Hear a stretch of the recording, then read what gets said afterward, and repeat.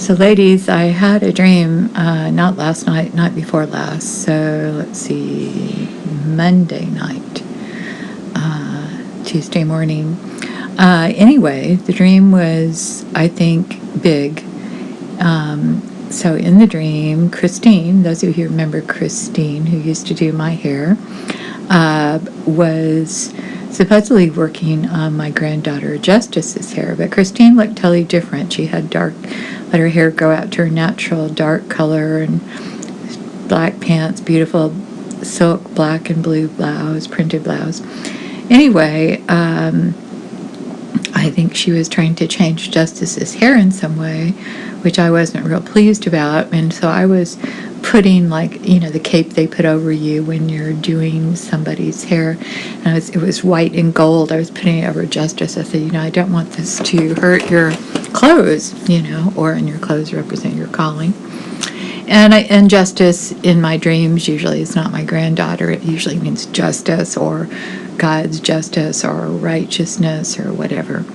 Anyway, I noticed that in the salon there was an audio book playing, and I asked Christine, and Christine, actually, the name means Christ bearer, so which is interesting. And she pointed me, she said, well, it's an audio book, and the book is over there.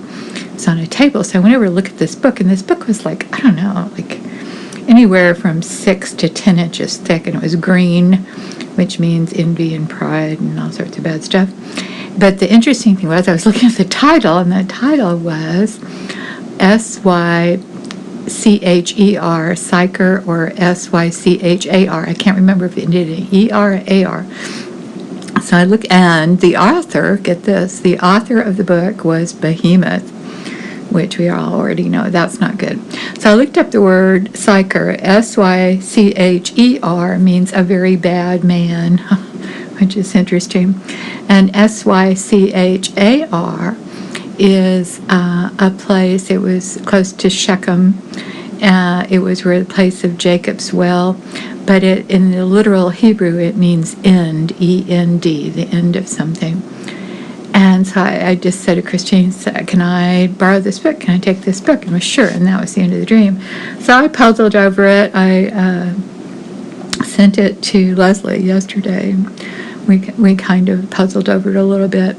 But I think that what the Lord has finally been telling me is that this is really big, and especially I haven't been watching the news, but I've been hearing about this big guy named Weinstein, who's big mogul in Hollywood, and now he's molested all these women actresses and stuff. And so what I finally got from the Lord was that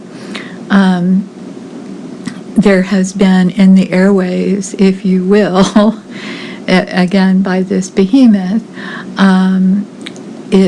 it has been and the other word Sycher, it was like a play on words to psych her, and I feel like there's been a lot of stuff to psych women out, to make them feel less than.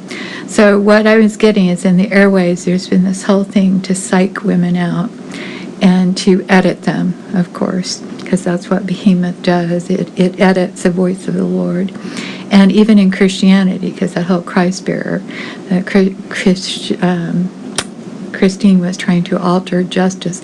I think that's been something else. There's been a movement in the air, if you will, to alter justice and to make it not glorious. But there's the other side of God's glory is justice, and His justice is glorious, and because all it means is making things right.